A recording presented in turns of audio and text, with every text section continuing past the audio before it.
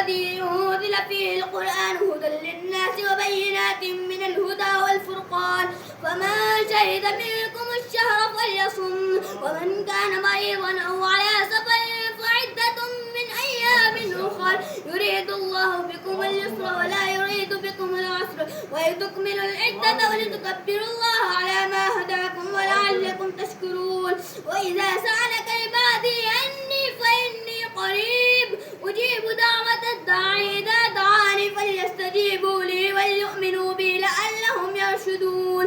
أحل لكم ليلة الصيام الرفث إلى نسائكم هن لباس لكم وأنتم لباس لهن علم الله أنكم كنتم تختارون أنفسكم فتاب عليكم وعفى عنكم فالآن باشروهن وابتغوا ما كتب الله لكم وكلوا واشربوا حتى يتبين لكم